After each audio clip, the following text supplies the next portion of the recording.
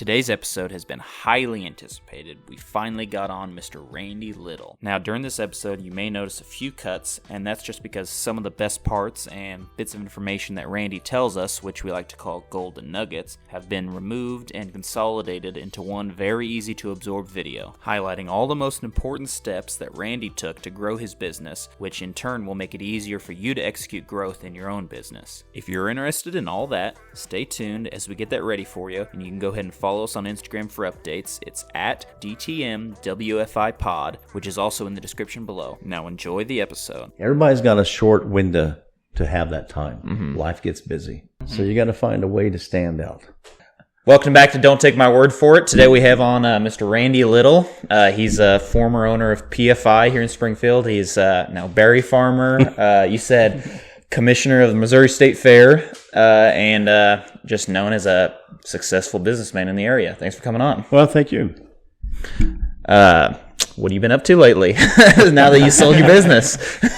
Well, there's a guy that told me, I've never met the guy, but he told me, he says, if you don't have a hobby, you better find one. Yeah. Because selling a business is very tough and mentally. And so I jumped right in, and as a commissioner for the state fair, and we bought 200 more acres. We're going to be the largest state fair in the Midwest, which is huge. That's awesome. And we're developing a big project, and it's going to be over $200 million, both private and public. And I'm really excited for the next 5-10 years of being able to give back. I don't want to ever use the word retire. Maybe just change. Yeah. Wow. It's I'm wired too much to work all the time, and I intend to as long as I can. I'll retire when I die. I guess that's the ultimate retirement. Huh? There you go. So what all are you guys putting in on that 200 acres? Big barns and stuff? Well, we're building a new arena. Actually, there'll be 2 arenas, and we're going to put over 1,000 horse stalls, temperature controlled. There you go. So this is going to be a state-of-the-art facility. I mean, it's going to be huge. We're trying to look way in the future of what we can need to bring in national shows, increase, because we're only 25 miles, I think, from I-70. So you get a lot of Pretty traffic. easy to get there. Easy to get to. And it's a great facility, and it's just an opportunity we couldn't pass up buying the 200 more acres. And it's all right there together? It joins it. Oh, yes. That's perfect. So all you got to do is go across the fence to it, and we're going to tie them together. And then we still got to keep the continuation of the older buildings and the style they were to continue to move forward, to keep the heritage there. We're not going to try to lose that. Yeah. And it just the governor asked me several years ago if I would be one of the commissioners, and at the time I did. I finally said yes, and I'm glad that I did, because I enjoy now giving back and trying to help agriculture sustain itself over the next several years. Yeah, and it keeps you busy. And it keeps me busy. Today, up and down the road, as in yesterday on Saturday, we interviewed some people and. Interviewed them for what? For the foundation, for the executive director. We did that on a Thursday night on Zoom, and then we had the live interviews yesterday on Saturday. There you go. So I beat foot up the road. Me and Jed, my dog. And so we went up and down the road and did that yesterday, and having fun. Yeah, it seems like you've been talking into a microphone quite a bit lately. I have. Or on camera, at least. Or on camera, yeah. I bet you've been doing that for a long time, though. I have. I'm really not. I'm not a fan of Zoom. We do a lot of Zoom. I like to see people's eyes. I like to relate to them. Yeah.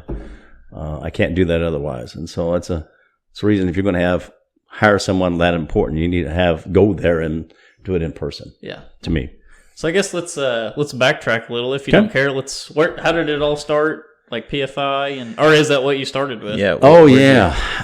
Actually, I'm sure you told the story a million times, but the funny part is later in life, tour directors on buses would come by and tell the story. Not announce if it was ever true, but they told that bus about what PFI stands for, and how they got involved and everything else. But actually, we started in '75 as a little feed store. We had a table and 2 chairs. Okay. And Larry Burks and I and 3 other people put in a little bit of money, and after the first 6 months, for 2 of them, we bought them out. Another year, we bought another guy out, and all we had was a little bitty desk. We were a feed store. PFI stands for Preferred Farmers Incorporated. Okay. We only wanted to sell people that could pay their bills. I understand that. Back in the day. That's how you know you're going to make your money, right? And as we moved forward, that was back in you get into the 75 and you get into the 80s, where prime rate hit 18, 19%. You better have someone that's going to pay their bills, because it's like just rotating. Compounds on top of that. Yeah. Anything happen in particular that made you realize that was a thing you needed to put your foot down on in business, or you ever get kind of screwed over by people who couldn't pay you? Oh, you always learn those lessons. Yeah. I was very fortunate when I got out of college. Even before I got out of college, I had the best job in the world, and I worked for a milk company called Associated Milk Producers, AMPI. They were out of San Antonio. I was supposedly their whiz kid, and I went down there and I worked in home office. And back in the day, we shuttled a lot of money back and forth and everything to Washington, D.C., and from the home office, and it was really exciting times. There's an airline, which you guys have never heard of. It's called Braniff. Nope. You wouldn't. Braniff back then was big. Okay. Was a huge one. And we were only allowed to fly first class in home office. So, I enjoyed that. I mean, I was the king of the crop, and I look at the organization chart of 27,000 people, and I was number 7. That's not bad. So I was Makes you feel supposedly, good. it makes you feel good. So I was arrogant and cocky and young. So I said, after that, I want to start my own business. Had no idea what. Okay. So I knew I was raised on a dairy farm, not too far from here. Never had Western wear. And actually, we started the feed business, stayed in that, and I realized there's a Western store right next to it. I wanted the space to put more farm supply stuff in. Well, that was great. And I remember buying that inventory. And I remember having to borrow every penny of that inventory. And I go home that night and I say, how in the heck are we ever going to do that? And so we took that, and eventually a guy wanted to buy our feed side and move it. And I was very tickled, because we filled it up instantly with Western wear. And that's how PFI got blown up. Was it all in that same location? On 2743 West Chestnut Expressway. Really? Yes, exactly. Okay. Well, they had warehouses in the back. It was really not a very pretty building. Okay. Not a very great side of town. What is next now, to the though? railroad tracks. No, the old building. Oh, gotcha. West The old Chestnut. building. Gotcha. Yeah, Yeah. went on West Chestnut. Okay. It was, I remember putting that insulation up just to try to, in the tin roof, and it was so hot it burned your knuckles as you stick it up there. We did it all, Yeah. and it was fun. But that's kind of how that got started. So we kept on moving. Yeah, so you realized that was going to be a lot easier on you, a little bit smoother business. I imagine you guys kind of invented the Boot Daddy brand, or did you buy it from somebody, or how did that go? That was a long time after, where you had the...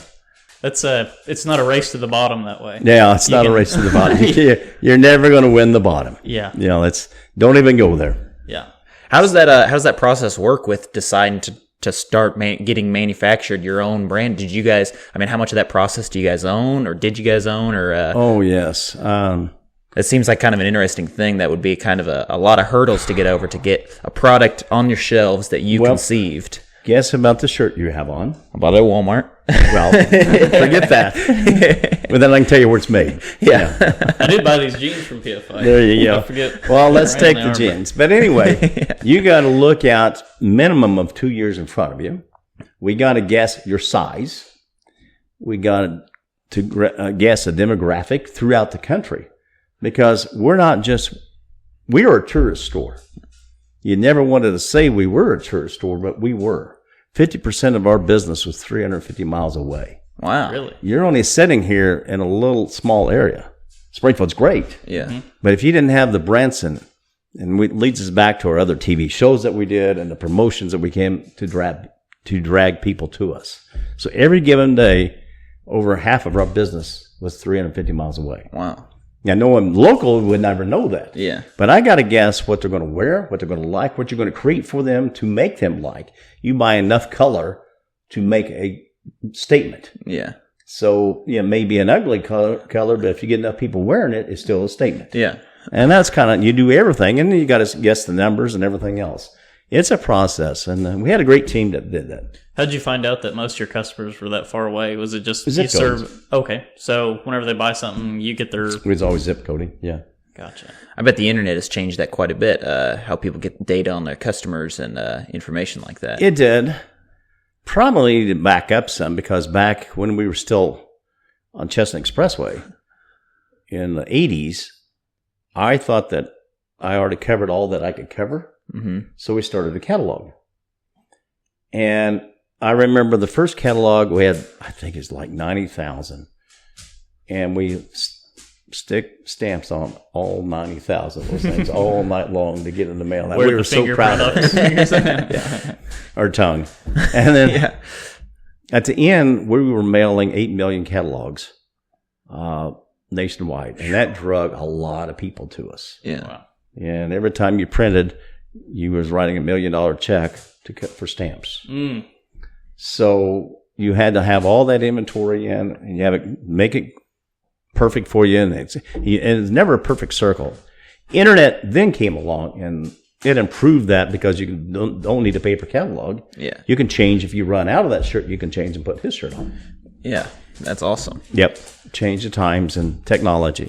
So you guys, you I guess, you owned the whole process of the manufacturing of all that stuff? Some of the items we did, yes. Some of them from beginning to the skins of the boots, to the fabric. A lot of it we partnered with our vendors that were really good vendors that will allow us to make smaller quantities that we could sell through a single unit store. Yeah. Just because, so you could build something you really cared about, not a whole bunch of... Yeah, we were very mindful of what we spent our money on and guessing correctly. That was the biggest thing, because if you guess wrong, which we did sometimes, and had product come in wrong. Yeah. I was remembering that costs a lot.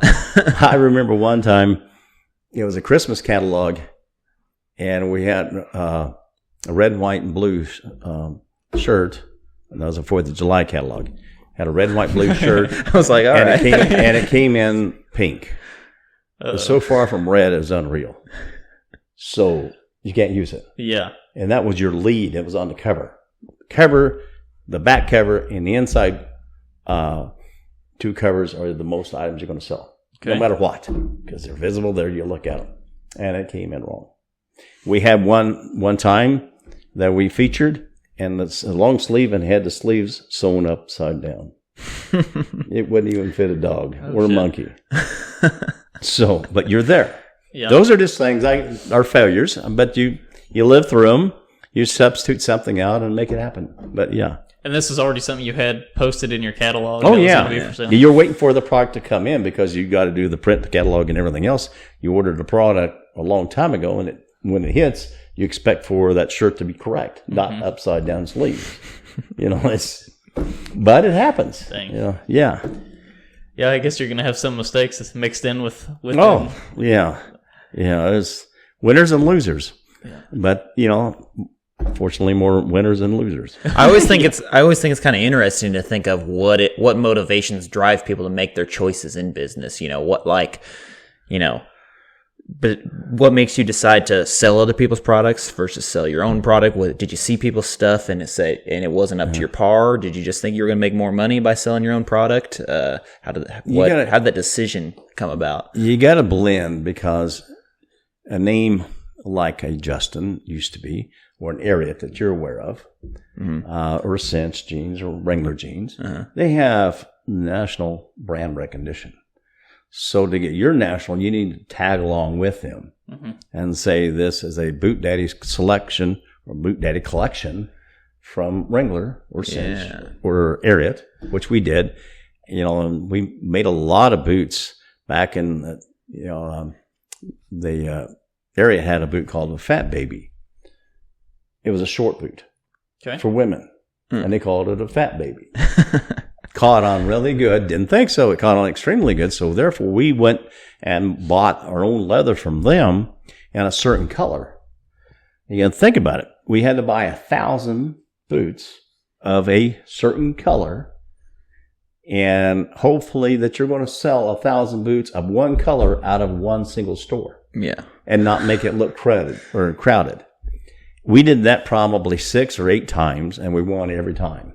I remember one time I was in New York City, and we was trying to find a certain green, and I went into a Starbucks and opened up the straw, and that was a green I was hunting for. So we made it into a leather, and we had a green boot. Yeah. And it went wild. I mean, there's people that had those other, we call them disco babies. You ever go around places like that and see all the time stuff from your see Boot Daddy stuff and you're out somewhere across the country? Everywhere, every time. Do you remember the first time you saw something like that, and how did it make you feel? Oh, excited. I remember because you come back and get excited again if you're traveling someplace. Actually, it's probably 20 years ago I seen a Boot Daddy hoodie on a girl in Minneapolis. Yeah. Going to chase her down. I said, dang, I'm stalking now. Hold on now. I wasn't want to ask you about your hoodie. But, it's very prideful. I mean, yeah, I'm sure that is a good feeling. Over the years, the last 3 years of our Boot Daddy hoodies, you tell me, what do you think, how many do you think we sold in that 3-year period? In the last 3 years? Of the Boot Daddy hoodie. So 243,000 yeah. Boot Daddy hoodies. So in other words, you're going to see them someplace, no matter where you go. Yeah. And remember, 50% of them are out of state. Yeah. And then some of them went through the catalog or internet. So it was fun.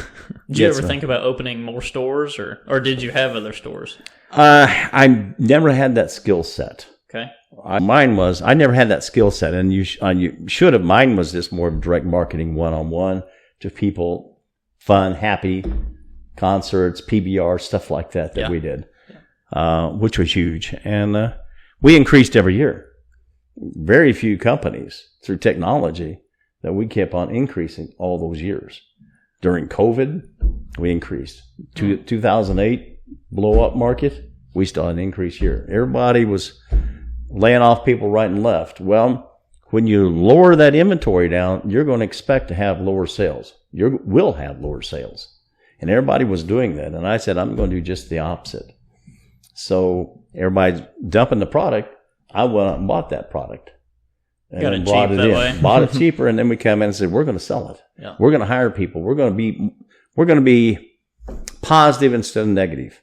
This is a little bit of a conversation change here. I didn't grow up around here. Cody did, and he's always talking about catchphrases in your commercials and stuff like that. I know he was asking me stuff about it, and I don't know anything about it.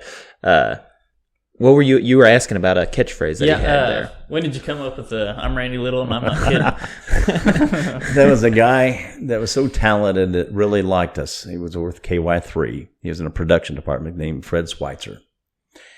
And I was using an agency, and she did a tremendous job. I remember standing near the middle of this creek doing some shots, and we had 3 seconds left. And I simply refused to do this. And he says, you need to put this in there as your tagline. You need to say, and I'm not kidding. Now, you got to remember, I'm young, starting business. Okay. I'm dealing with everybody that's, your grandpa's age. Back then, as 10, 15, 20 years older than me that I was selling product to. Okay. And I knew I'm going to get killed the next day when they hear this. And luckily, it stuck. And no one played off of it negatively. Uh-huh. And I told Jerry Clark, who was a greatest friend, and she made me say it and says, you're going to say it? So I did. I said, and I'm not kidding. And that was probably 40-some years ago. And it stays. It's catchy. Yeah, it stays with you. It's there, what you're known by. And I did not sell that phrase. So I can still use it for whatever we want. Oh, really? Yeah. I sold the Boot Daddy brand. Yeah. But yeah, I can keep that, and and I will, in what we're going to be doing with the berry farm. But it's how's it going to work with the berry farm? Well, I'm not going to tell you yet because we created some cool characters. They kind of look like M&Ms with boots on, Okay. But they're berries. But they're berries. Yeah. Strawberries, Healthy blueberries, blackberries. Yeah. And It sounds like branding and that kind of marketing stuff is what you think about the most, is what you excel in. Is yeah. Is that just something that came naturally to you, or did you kind of learn that from somebody? No, my degree's in economics from Mizzou. So, like I said, I was never in retail. I knew nothing about retail, and that's probably the best thing, because you follow the traditional path of retail. And most of these big stores back in those days, Sears, Penny's, had the best formulas, and now they're all gone. Mm-hmm. And so we went down my own path, and we created a great team. And I, another thing, I always like to be around A-type personalities, because if you are, you know where they stand pretty quick. But as long as you have someone that has veto power and end the subject and you move on, that way it's not, well, I should have told you a year ago. Yeah. And we created a great team. And when the stores opened, the curtains up, we were all on the same page. Yeah. And it makes a difference. Whenever you walk in your store, are your guys that walk in, are they salesmen? Like, do they get paid commission on the... Some of them do, yes. Okay. Mm-hmm. I've always wondered, because they'll let so-and-so know that I checked you out. Or Yeah. whatever. I didn't know if they got a commission on... And it allows them to do better. And we always had a pool at the end. And I was never that overly, I'm not trying to save the last penny, because, I made a lot of decisions that we did, especially for gifting for good organizations that I believed in, that I would make those decisions. Now, if I was owned by a large company, they would never do that. Mm-hmm. But I could, I could still eat well, make a lot of difference. Yep. And that's kind of a different way of marketing. I enjoy marketing. I thrived on marketing. I thrived on doing the parties in the parking lots. They were great. I mean, when you had Thomas Rhett at his peak and have 7,500 people in a small parking lot, you're crowded. Yeah, that was like... And they're all buying boots and hoodies. Oh, we did everything. We had our tent sales. My goodness, we went through more hamburgers than we could throw a stick. And then we very fortunately, by relationships, we instantly went from the touring pro, when they built a new arena, JQH Arena, or now Great Southern Arena. Uh-huh. The first year, we got to put our PBR in there, televised PBR. Yep. And no one said you'll ever do it. We sold it out. 2 nights, it was at that time, it was a Friday and Saturday night. And then we finally moved it to a 3-day event. There's only 2 other 3-day events, and we sold it out. So we were huge. CBS, we had the highest PBR ratings than any other PBR at that time. Really? Yeah. Here in Springfield, Missouri. I remember our FFA chapter took us to that. Yep. And it was a pretty big deal. It was it's huge, and just putting that on. And then obviously, if you're going to the PBR, you already knew to come by the store to buy your stuff. Yep. And we had riders and tickets, and we made fun of it. There was then the next month there's another promotion. I enjoyed that. I enjoy making people fun and happy. Mm-hmm. So have you ever do you know Alex Ramosi? Have you heard of him by chance? No, I don't. He's think like so. a internet business guru guy. Okay. And he says whenever you're marketing something to basically you have the same sale over and over again, you just switch the name of it and the time frame. Is that kind of what you do? It's very true. You have the best thing, or I can put it another way, the worst thing that I didn't like about selling was losing all the friendships of customers. Okay. It's like unbelievable, the relationships that they let you in your life. Especially, we did 363-hour TV shows on Larry's Country Diner that went to over 1 million people every time they watched it. You can imagine. MASH, Cheers, shows that you may have watched as a kid. Mm-hmm. We did more than they did. Really? We did 13 years of it, and I said, okay, we got to stop this because I'm selling. I can't keep on coming back. But that's huge. I mean, we drove to Columbia, Tennessee. We did hour shows. We had great people on it, great groups. I have a theater in Branson at the time when we was doing this, and they would come in twice a year to make the show in Branson. Really? And all those people would keep on coming back to the store. would make a time promotion right with them, and it was a huge success. And people would they invited you into their living room, and when they come into the store, it was like you were part of their family. Gotcha. It was much more than just a store. That's I don't know how many pictures I took or how many autographs I signed, but it was huge. That from a retail store that had that connection. Does that feel good to sign autographs? Oh, we go on cruises and you'd sit there and you'd sign 4 hours in a row and take pictures, and Really? we had a blast. Yeah. And it felt good. It was motivated for me because I would come back and say, what can I do better? Uh-huh. I was never in my life at store. I was never complacent. Every season you end and you did better, then how are you going to do it better the next year? So my mind was always in the future. I never got to live in the present. Well, that's probably why you did so well. It's one of the negatives, though. I mean, it is. And I was very successful at it, and it worked. But literally, you never got to live in that present because you're always looking so forward to the next promotion or the next product that's going to be coming in until you come to the end. Yeah. And that's it's part of life. When did you decide to sell? I didn't. Oh, really? I didn't decide to sell. We were doing a benefit for the Good Samaritan Boys Ranch. Okay. And Protect a Harvest, which is Forrest Lucas's. And we were doing it at the fairgrounds. That night we raised, we'll never do it again, we raised $308,000 in auctions. And I tried something different because I had 4 or 5 different auctioneers. So you're going to sit there and you time frame, because I know I can keep your attention for about an hour and 15 minutes after I feed you and have an open bar. Okay. Beyond that, you're going to give up. So I had to do this fast, and I didn't want you to listen to the same chant, so we rotated. So you had to pay attention. Okay. And we raised $308,000. I think we netted right at $300,000. That's awesome. 2 hours before that, I got an attorney, because you get all these calls all the time from headhunters. I got a client that may be interested in buying you. Well, that's good. Everybody does that. It's a feeler. Uh-huh. He says, no, you got a letter of intent in your mailbox or your email. So in between, I had a break. So I went out to the car and I read the letter of intent, and I thought about it, and no one picked up on it at the end, because as I closed out the evening, I said, this is my last event.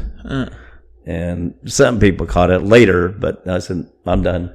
Because I knew at that point that I couldn't work this long or keep this level up or be able to increase, because it would kill me to have a down year. Mm-hmm. No matter what, COVID doesn't make any difference. Yeah, you have that desire and determination. If you don't need to be in business. Yeah.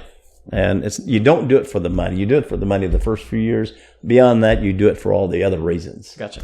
The first few years, I mean, you're working 7 days a week and don't make a paycheck. Mm-hmm. You pay everybody else. Yep. But that's how you start. I think this is part of life back then. And you didn't have bankers. I mean, you had a little bit of money, and that was about it. Yeah. And but the interest was really high, wasn't it? Oh, yeah. And I did have a great banker. Lewis Barry is my original banker, and he came by. He's 82 now. He came by the other day, and his son worked for me, and he's the greatest guy in the world. And he said something, because a lot of times I would buy stuff and to say, hey, I bought this. He said, well, come on down sometime next week. Get the paperwork done. Yeah. Really? Today, you couldn't do that in 1,000 years. And he said, I've never lost money. He said, I lost a lot of money in banking, but I never lost a dime on integrity. If someone intends to pay you, they will. Yeah. No matter how you have them signed up. And that's so true. And, I intended to pay him, and we did. And we stayed friends through life. But you got to have people like that. And that's helped you through life. Yeah, that's crazy. I wouldn't have ever figured a banker would have just let you do that. But that's a good friendship, it sounds like. Yeah, I mean, just one of those relationships that he knew that I was determined to succeed. And back in those days, he could have the power to make those decisions. Today, it's a committee of 18 people that don't even know where you live. Yeah. So it's a different time. It'd be impossible to do what I did today. Mm-hmm. Really? Yeah. There's no way in the world. So it's business. Did you keep all the inventory there at the store, Or did No, you we have had another warehouse. Oh, okay. And we had 6 semis in the back full of stuff. Oh, really? Yeah, and we always had more product coming in than I'd look at that and I said, "Dang, we better create another big tent sale here soon." Get rid of some of that stuff. And make it fun. Make it fun for people. We fed them for years until COVID. We cooked hamburgers. I mean, we're like 10,000 hamburger patties in a weekend. Was that all from your farm, or did you buy? Well, some was, as much as I could at the time. I'd use whatever I can, but 10,000 hamburgers, you got to find people to cook them. I bet. And you cook 10,000 hamburgers, you got enough grease on you that's going to last you 4 days to get it off. No matter how hard you scrub, that's going to be on your skin. Used to, Sandy and I did the first cookings for probably up to 2,000 or 3,000. Then you can't. You got to get other people. You just, trying to find the labor, the cooks, all the other stuff that goes with it. And we just gave it away. Just come buy some stuff we have. It's expensive. It got expensive, but it was fun. It's crazy I'd do to it think again. about. Yeah, it's crazy to think about all those people that you had to think about having underneath you to organize and all that stuff. How much, when you're in charge of an organization like that, how many people are probably on your payroll at any given time, how much inventory you got to deal with. So was that And just every time touches mean cost. Was that just a risk you were willing to take, or did you have any calculated risk behind it? Or Oh, you mean the promotions? Yeah, like 10,000 burgers and hiring all the people. That's expensive. Did you like? Oh yeah, beforehand, you do a budget in front of it. Okay. The bigger thing is getting the parking lot to turn. You don't think about it, but you don't want people there just long enough to buy and get the hell out. Some more people come in. To fill that slot. Yeah. And we had cars parked everywhere and shuttles running them everywhere. But you wanted to spend their quality time, but you also needed that space. Mm-hmm. And then it becomes a numbers game. It just falls down to the bottom. And you're wore out and you already start another one. There's no breaks. Like Christmas Day, the next day is return day. So you had one day to kind of get your breath, and the next day, before you did, you had to reverse the store because now you got to set up all the registers for returns. Uh-huh. And would you do were your returns in-store credits, or would you actually give them their money back? It depends upon what they wanted. Gotcha. I was the easiest guy in the world. People would write a question, they didn't work, or they bought it wrong, or they got divorced, or boyfriend broke up, or whatever. I made it simple for it. What do you want? Gotcha. And that solved all their argument of anything in the world. What do you want? And makes them happy. If you buy it by credit card, I'll put it back on credit card if that's what you want. If you pay cash, I'll pay you cash. However your ticket said, we will do. They can't argue. I can't give you cash, but pay it by a check. Mm-hmm. I got to make sure that one clears first before you double down. In that case, I guess I'm going to PFI, make a little bit of money. Yeah. Oh, you have them. I remember one time, not several years ago, we had our own jean, and we hadn't put it out on the floor yet. And it was in a semi in the back, and they were broke in. We caught them, but you didn't catch them. We got them on video and everything. They started bringing back the jeans as returns. Hadn't been for sale yet. And it's our own jean. Yeah. Bringing the girlfriends in, they said, well, it just didn't fit. I need my money back. I said, you need to look at the camera right above you. And I'm going to keep this, and I need your name because your buddies just are bringing in stolen information. Now, if you want to get not prosecuted, you might need to come bring it back. So it's one of those deals. That's just unlucky for whoever's doing it. Yeah. They picked the one thing. And brought it back to the same store that they thought they could peddle it off to. I'm sure it's our own brand. It's a Boot Daddy brand, Gene. Yeah. I'm sure you got a million stories like that throughout the years of people trying stuff. Yes. The sheriff's helped me out a lot of times in some stuff that employees are, different. We had a great set of employees, but we had some that would try to maneuver the system, I would say. So it was you have, it's never a straight line. It's never all great. Yeah. There's ups and downs, and you have people that you think you trusted that you couldn't. It's just would they just go in the dressing room and put on new clothes and walk out with it at the end of the night, or? Well, I'll tell you one story, and I won't drop out names other than the sheriff. That I had this employee that loved to steal, and he was getting a degree, and anyway, So we was doing a tent sale and giving away barbecue hamburgers. Mm-hmm. So I called the sheriff. I said, I need you to come over, and we need to set up this little sting operation. And so when he came over, he said, I only got 2 hours they could give me. Okay. So I made him be the cook. And the guy behind who was out there helping, the sheriff and I got in so close to each other, arguing back and forth.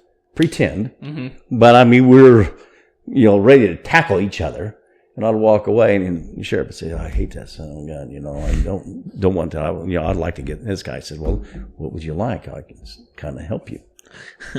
I'll speed up the story. He did that. We watched it in camera. Now, we were busy in selling tents, but I'd still keep an eye.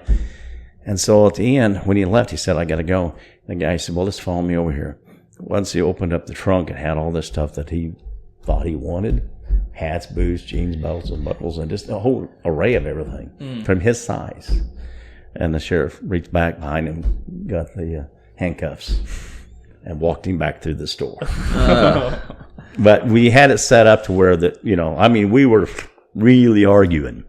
But that was the best story. It worked? It worked. It worked. There's a lot of other stories like that, but that was one that worked beautifully. And you put handcuffs on somebody, you walk them back to the full store, they come clean pretty fast. Yeah, but I assume you fired him. He had no choice. He went on to jail. Oh, really? Oh, really? Yeah. How long ago was this, you think? Probably, I don't know, it's probably 10, 15, could have been longer than that by now. You just remember him because he's sticking in the back of your head. Yeah. Dang, I bet he won't do that for a while. Who knows? Who knows? Sure. And because, of course, today you don't know if they would even arrest him. Or let him out tomorrow. It's different times. Yeah. Things change quickly in the last. I mean, I'm only 25 years old, but even since I was a kid, things have changed a lot. Yeah, you don't know what's going to happen to make that happen, but we got to get. You think that's a problem with social media and people just not being face to face with each other, or social media allows you to hide behind a pen and say anything you want to, and not be true. Okay. A good example of social media was this last weekend when a guy got drift that he didn't think his bank was doing what they should be doing, and he sent out a social media post, and the bank got a run on money and had to shut it down in California. Just Is because that the Silicon Valley Bank I've heard? Yeah, because of one guy put a post out there, and he had enough followers that they spread the word so fast, then they had to run on cash on the money, had to shut it down. Wow. You couldn't do that with a news report Yeah. or anything else traditional, but that's how fast social media can be. You know, you need to do it. You got to have social media. But I never would ever say something negative. You're never going to get me into a disagreement. Not going to, if I'm going to have a disagreement with you, At least I'm not going in to front of an audience. I'm going to see your eyes. I'm not going to be doing this as a platform to have a, you know, if you didn't like my strawberries, bring them back. I'll give you your money. But it's not going to be a social media thing. Yeah. And it's change. And you're of that age that you're going to have to come back to having interaction with people at some place. You know, it will get back. I don't know how it's going to get there, but it will. It'll be forced back.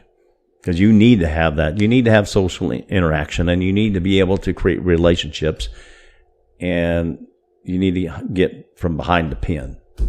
But that's my 2 seconds. Yeah. Yeah. So, on that, like, social media, did you spend much on, like, would you do Facebook marketing or anything like that? Oh, yeah. You wind up, it started at probably 20%, wound up probably about 50 to 60%.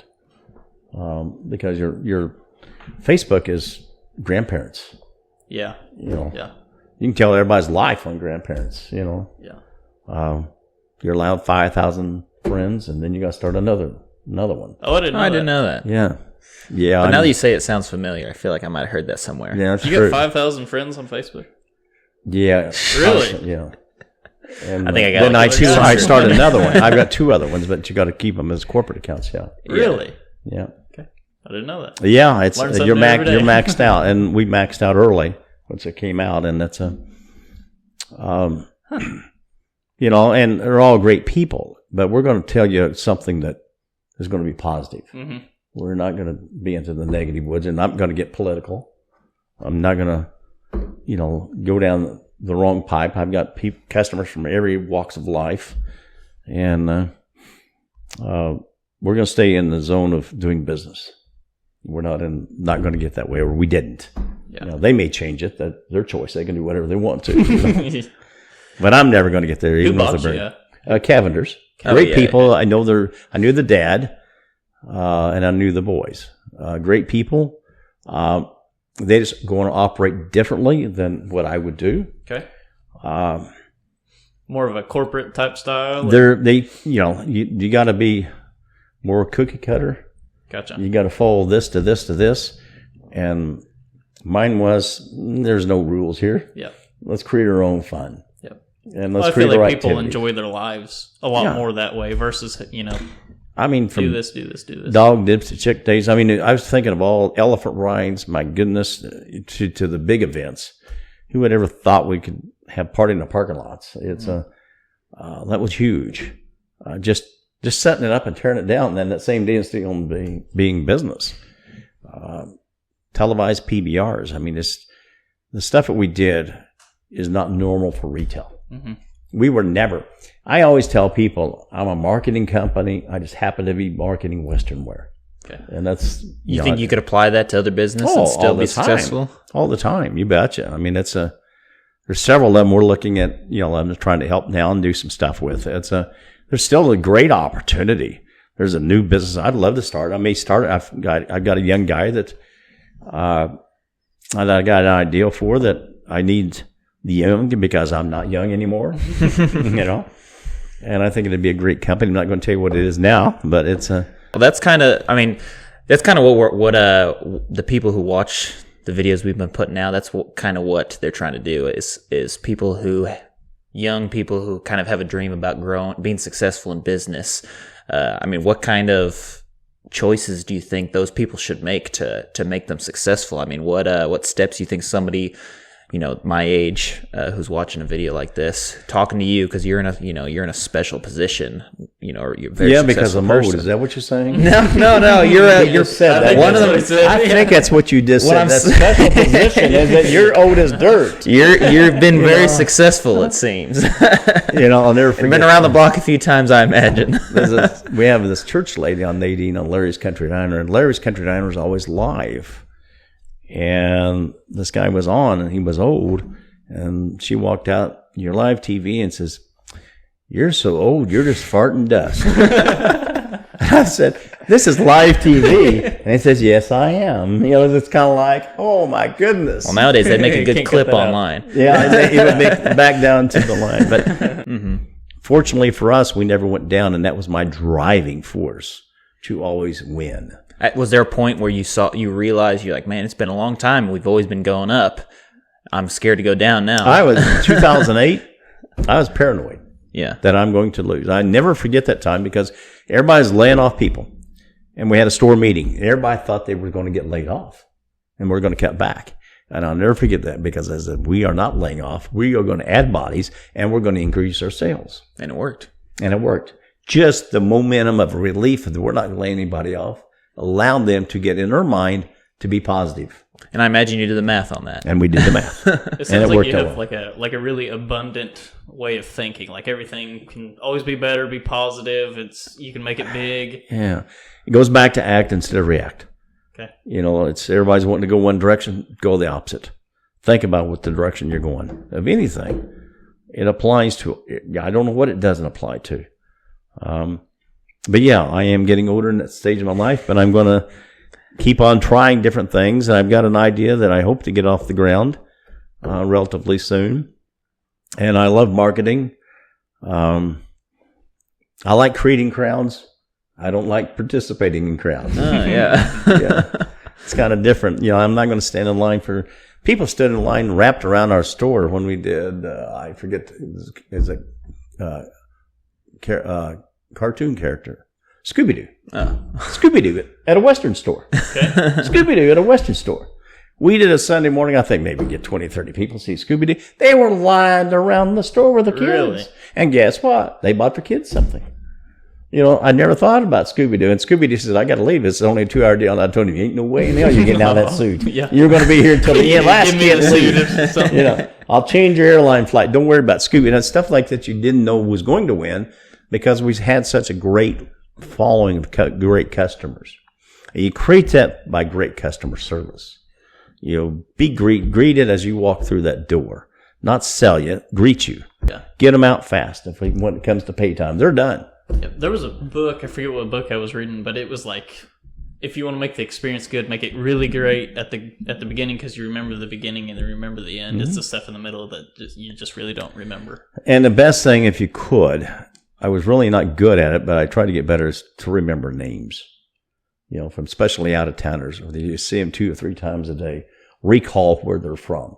Okay. If they're from, you know, I always waited until I got the accent, where they get them to make a conversation. So you're from northern Minnesota. How'd you know that? You know, I'm not going to tell you because you talk funny. Yeah. You know? Or stuff Just like a hunch. or the deep drawl of South. Yeah. I mean, you just make it fun for them and be part of their life. Huh. You know, like I said, once you get past the point of the startup years, you don't do it for the money. You know, then we were probably in the retail business. There's, you know, not very many people that was like me. Most people had retail experience, and we had zero, which made it fun, challenging. You do different things. Well, you seem like a great marketer. You got like I love a big marketing. personality. You're good at talking. Well, they say every business is in marketing business, so. Yeah, I was reluctant. I was actually shy, especially I never did like at the beginning to do the TV commercials because you never like to hear yourself or see yourself. Yeah. Oh, since we started doing this, I didn't realize how I actually sounded until I started editing videos. And you're doing that and you say, why did you wink just like that? And why did you do something stupid? Or why did you say that? Or the way you said it. Mm-hmm.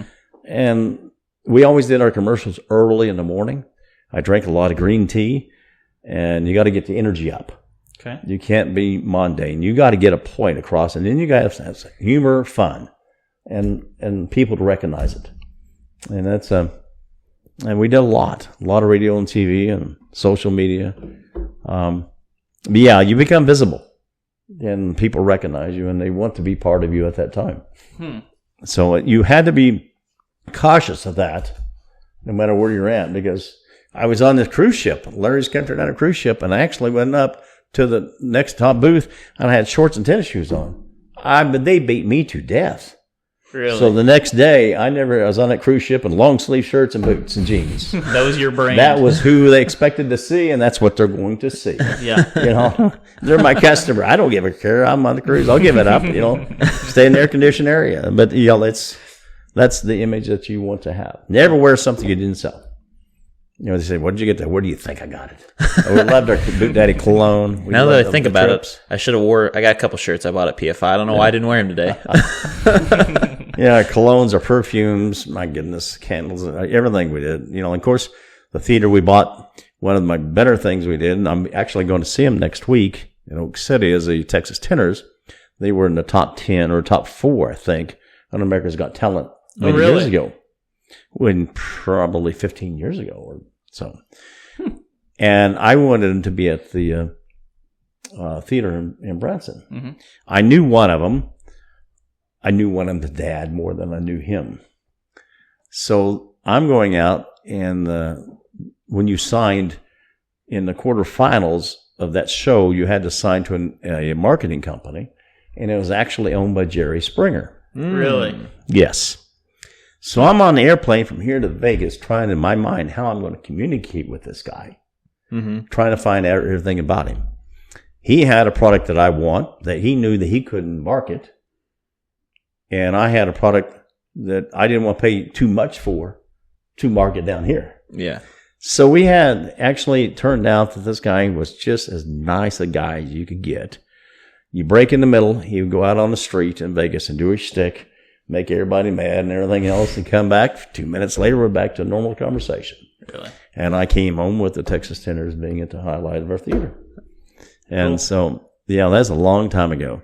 And they did a Boot Daddy song and along with the Righteous Brothers, Bill Medley. We did it about 3 o'clock in the morning, and it actually charted, I think, number 27 on the country hits. Really? Good for you. And That's awesome. it was unbelievable. They did 2 songs. One of them, I can't believe it went as far as it did. They played every show that they do, and then we did some other TVs around it. We did a video of it, and it separated us. We became more of a marketing company that people want to be involved in. Unfortunately, you know, there's going to come to an end. You always want to hand it down, and it just didn't work out. My son wanted to be a pilot, and he was a pilot, and was a really good pilot, and he came into the store a while, but that was not his life. Gotcha. I could see that's, you know, you don't want to force something on somebody because it will fail. Mm-hmm. And so I made, you know, it was a tough decision because, you know, Sandy, who's on the commercials with me for years, and Paul, and, you know, just the whole Josh, we had a great crew, and it was a tough decision to make. You know, and my daughter, it just didn't, you know, end of the day, you got to move on. You never thought that I would be this age of my life, but you are. Mm-hmm. Creeps up on you. It creeps up on you so fast, it's unreal. And so it's just part of life. It's going to happen to you guys someday. Hopefully. Yeah, well, it will. It will. But we were there 47 years, so that was a great run. Can't complain. I started early. You couldn't even attempt to do it today, I don't think. You know, Business has changed. It's a lot different now than it used to be. I think people are looking for things different. Like you said, you're saying people have a problem in not sticking to things as long as they should. How long do you think? I mean, how do you know when you've let it not run its course? dedicated? Well, you'll if you do your math, the math will tell you. You can't be emotional about decisions, and emotion normally takes. We ran PFI as a separate business. We never ran it as a mall business. My wife had her role of inventory control. Okay. You know, she was not on the checking account to sign checks. We had an accounting department for that. And now it didn't mean she didn't forge my check my name at time of day, but you know, we ran it as a business. So we didn't come to I think we ought to do this, we ought to do this. We never had that. We ran it strictly as a business from the math side. If the math will tell us it will work, and we won't take a chance of it. If it came close and you wanted to try it, try it. If it loses, no big deal. You didn't lose big, because you're going to have losses. Something color is going to be coming wrong. Or, you know, They're going to slow the sleeves upside down. But when you buy 1,000 pair of one style of green or pink or orange, you better be pretty confident you're going to sell it. Yeah. And you got to make sure you buy the right sizes that you're going to sell. Over the years, women's feet got longer or bigger. Really? Yeah. Guys haven't as much, but women, my goodness. Interesting. Whew. You know, they just. So you had to change that. Their size scale just went way up. You know. And so it's like, you know. That's interesting. It is. Used to is a 5.5 to 6 was a standard, and now it's probably 8.5 or 9. Really? In women's. I mean, used to there's never a 10, and now we're making 11s and 12s. It'd be like a 14 or 15 in a guy. Yeah. So everything changes. Weight changes. Mm-hmm. Demographic changes. You know, where you go, where do you party, where do you look? How many times are you going to do that at your age level compared to the next demographic or mine? You know. So sorry, go ahead. If it's an event, I was at it every night. Yeah. Just to make sure our brand was there. It's kind of interesting to see that in today's day and age, it seems like what you're talking about, all that data is the most valuable thing these days. It's what people are looking for to sell their products. They're just analyzing information, running the math on it, see if it works. I mean, how much of that did you do? Oh, we did a lot. You mailing, especially catalogs. Yeah. You wanted to make sure if you're going to spend that much money mailing it to you, that you were going to be a potential buyer or was a buyer. And how much, if you bought $50, how do I move you to $60? How if I did just you do move that? you $1, Yeah. then $1 per catalog and you're mailing 8 million. Yeah. It doesn't take long to add up. Yeah. But that's the whole point. And you do that from product placement, how you look at that catalog or how you look at a page on a web and what sticks out to you. And you got to know what sticks out to you, and then you enlarge that for you, or for that group of people. Yeah. It's square toe boots. We started square toe boots. I mean, literally. Did you really? Yeah. I mean, the one down there, me and Paul were down in El Paso, and this woman, we said, we want to see what this looks like. And we put a design on it. And I said, oh, you can't do that. Well, yes, we can. And yes, we did. Now, there'll be other people say they knew about it before, but that's okay. You got to, so we got to get you into that, because at that time, someone that is 50 years old is not going to buy a square toe boot. Today, they want them all. Yeah. But I love square toe boots. I want that J toe, which is short toe, or the R toe, the medium toe, and I'm not going to change. That's great. But we got to keep on moving downhill to the next generations. You can't stay in this same circle all the time. You got to think to buy, like, for a 25-year-old. No matter how old you are, that's the next. They're the party goers. Yeah. They're just keeping the bars going and the food going. And you're going to buy it because you want it. It's going to make you look good, and it's going to make you feel better. That's what you're going to do. And eventually you're going to get, it all limits down to what's your ability. But you're all marketing to that. It's like when we did the disco babies or the fat babies, buying all those. We had bus drivers that were 65 years old wearing them. Yeah. And they come in on one because I was so comfortable. Nurses. Now, that was never planned for that, but it went to there. But you still market to that younger group. You play to the music that they wanted to hear. And that's, this is part of marketing. I enjoy marketing.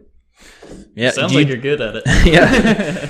A lot about it was fun. It was fun. And now the digital age, you just gotta change what your thought process was. But it's still, I mean, prevalent. You still got to market. It's just the methods of doing it are different. It is. You gotta, even today, you get news from a different venue than what I used to on TV, but you still get it. Mm-hmm. And it's still negative. No matter how you look at it, it's still negative. Yeah. It consumes your life. It consumes your thought process. You got to get out of that. You can't allow some other media form to dictate your life of your success or your failure. I heard one yesterday, the day before yesterday. I was listening, and I don't even know what station it was. I do, but I'm not going to name it. But anyway, they was concerned about having kids because of climate. And you begin thinking about that. Of all the things that are wrong in the world, wars, China, bank failures, everything big, you think I'm not going to start a family because climate's not going to be there, correct? I mean, you just got to get, they were so consumed in their little world about how climate's going to, instantly the world's going to raise up a foot of water tomorrow, and I'm not going to be able to raise my family. Instead of getting out of that circle, shutting it off. I swore off news probably 20 years ago. Really? Never going to go to bed negative, watch news. I couldn't even tell you a single one of them that does evening news. I do watch morning news to catch up on it. Beyond that, I'm not going to clutter my mind or my thought process with something that I can't control. And I don't want it to enter my mind of what I think I can get accomplished. Stay focused on what you need to be doing best. You can't control anything in, Ukraine or politics or anything else. Control your world, but make sure you stay strong in your world. And that's a lot of people can't get there. They get emotionally tied up into something else. Yeah. Well, all those news channels and stuff, they do that, controversy. Well, sticks your eyes to the screen. You got to keep watching it. So they they're just always putting out trash. That way, trying to get money. They get those eyeballs make them money. It's spin. It's a spin. It's all a spin. I mean, and now that the major networks have got so that they're following the same thing because they need the same ratings backwards. Mm-hmm. So, I don't think we're ever going to get out of that cycle. You just got to get to the positive cycle, which you can get done, and that's a part of it. So how are you going to market the berry farm, you think? I know you said the strawberries and with the boots. Yeah, it's going to be fun. It really is. The problem that I'm more concerned with is growing them. Okay. Because selling them, I will sell out. There is no question in my mind. We will have more people wanting to buy our strawberries than we're going to have strawberries. Okay. Same That's thing. a good problem to have. I think. Well, it is, but I got to grow them to make sure that they're there. And it's not like growing pasture, turning the cow out. It's a science. Mm-hmm. Blueberries, the same thing. I mean, it's a. Are they growing right now? I mean, The blueberries are. Strawberries should be. Well, once you're covered up right now. They cannot stand any frost or freeze. Yeah. So you got to wait until they get there. And blueberries, case in point, because this guy said you need to spray this stuff on them. So I found where they bought it. I had it overnighted to me. Big jugs. I'm sure my freight bill was on as unreal. I cleaned up the sprayer to disinfect, to make sure I had nothing in it, that would kill them. And I mean, I bleached that puppy out. I did everything in the world. So we was going to get hooked up. My wife went over and looked at him and says, "Oh, they look like the guy said that they have little fingers coming out of them." So I sent a picture to the guy, and he says, "You're too late." Now, if she wouldn't have went over there, I would have killed all of this current blooming blueberries because you had to spray it right before they come. They call it popcorning. Okay. Before you can see it a little white, like a popcorn. 2 days before that, there's no popcorns. But I couldn't get on it because it's raining. And it was still going to be muddy doing there. But there's so much of that you got to learn. It's selling and marketing is going to be fun. That's going to be the easy part. Finding people to pick them. And I tell people my age, if they want to come, I want to buy strawberries from you, y'all, can you have some ready? Heck no. You bring your kids, your grandkids. My niece only got so many bins and I've already used them for the day. So it's going to be fine. I don't have, it's not a have to. Yeah. It doesn't have to work. so it kind of sounds like what you're saying, what works for a lot of facets in business is whatever you're trying to get done, find somebody who's really good at it and find out how they did it. Find out how they did it. Hire them. Well, that's kind of what we're trying to do here is give people information about what people have done in business because people just want to know how things are done. Yeah, it's I keep saying desire and determination. Yeah. And you got to have, and the next big thing, you got to have respect because, you got to, especially the newer generation lost some of the respect they need to have for the people that's above them. And I'm trying to put that back into my grandkids and my kids to make sure that they do not lose that ability to, because that next person up that was helping them, they've already been through some stuff. You can learn from them all the way. Don't be disrespectful. And then my other one's act instead of react. That's the biggest one on the wall. Put it on the wall. Make sure it's hanging up and you look at it every day. Maybe I'll put it as a little graphic over your head. It should be. It's in my. I never not looked at it every day. I went in my office and act instead of react. It is so critical to be able to do that and to try to stay on the path that you need to stay on, not the path that someone else wants you to go down. Well, as kind of like a closing question, how do you think we could do our job better? Our job of trying to just pass on this information to just anybody who wants to find it online. How could we do that better, you think? Unfortunately, I haven't had time to look at your podcast. It's pretty new. We're still figuring things out on what we want to do. Keep it informative. Keep it fun. Have people interested into you. Find something that is different than you would normally think. And people like to gain knowledge when they have the time. Everybody's got a short window to have that time. Mm-hmm. Life gets busy. Yeah. Kids, life, chasing everything. Just, you're into a world that's very busy, cluttered. Mm-hmm. So you got to find a way to stand out. How do you think we should market it? Oh. We post. I assume you know what TikTok is. Yeah. Yeah. We post on there 3 to 4 times a day, and then we're just trying to keep posting on YouTube and stuff. I would just constantly keep posting. Or? I would use TikTok to advantage until you can't. Okay. I think that will get eliminated someplace because now you're getting a lot of. TikTok has a back end to it that is not well for us or you. They have a different desire. Mm-hmm. And they're using it now. I got 2 of them yesterday. Is really now I understand more of what they were trying to get to. I would use social media. Instagram is good. Tell the message quickly, make it fun. Use something iconic with it. Mm-hmm. Create your own brand, and you'll know when you watch other shows, other good podcasts. I watched one I was watching concrete. I got so wrapped up in it because they make this new concrete that really it refixes itself. It's like the earth. I mean, it was like so weird. But I said, dang, I even pulled over and took notes. Because I didn't want to forget what the heck is going on here. Huh. But, you could get there's some great podcasts that, you want to show success and you want to show failure. Okay. You want to be open. We should have done this, but we did this. Now I'll tell you why we didn't do this. Mm-hmm. But marketing out there, it's just be good at what you do. Come up with something, a unique tag, something that's or icon, something, your taglines are very critical. So like what we did with our Boot Daddy hashtags, where they become more of a hat. We made more hashtags from our hat or our tagline than we did from our Boot Daddy itself. You sold the brand to people my age. You sold the logo to people and the hashtags to your age. Okay.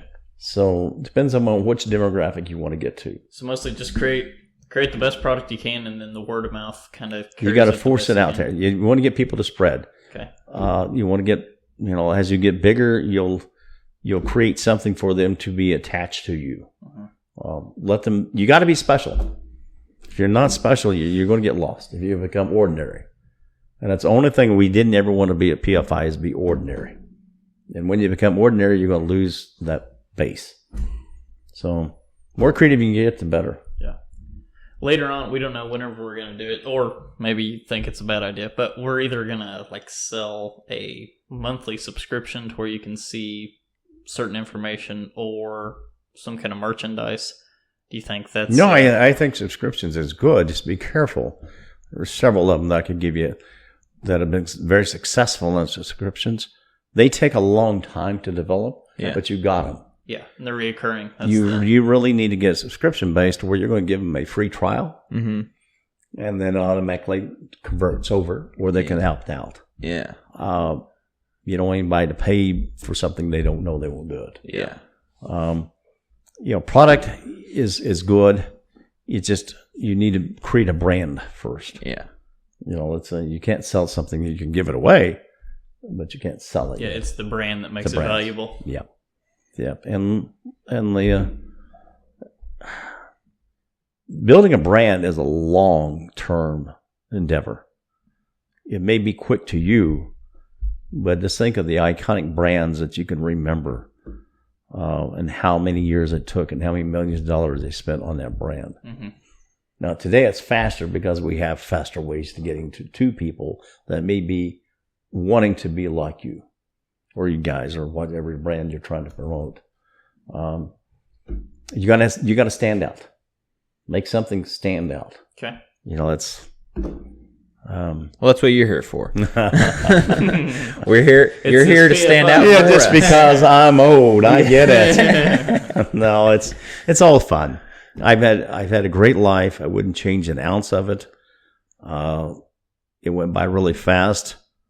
Very few things I would do different. If I was at the beginning, if I was 25-ish, I think I was 24 when I started, I think I would have tried to build better relationships to those people. At the end of the day, I stole this from a guy, life is nothing but a series of relationships, and you got to eliminate the butt heads. And it is so true. So you get those and they eat up your mind and your time. But it's and you always want to eventually, you want to treat your current friends better. You don't necessarily need more friends. In your age, you guys got to create relationships. That's what it's about. And you'll have followers by creating relationships. Invite them in, let them be part of you. And it's simpler that's hard to do. Yeah. You know, Yeah, it sounds simple. it sounds simple, like making a cake, but it's I don't know how good of a cake I can make, to be honest. well, you guys will find it out. You'll find out your niche. Yeah. Well, Randy, I appreciate you coming on. You betcha. Well, thank you very much. Seems like you you gave us a lot of good information today. Well, I tried to, and I'm not kidding. I knew that was coming.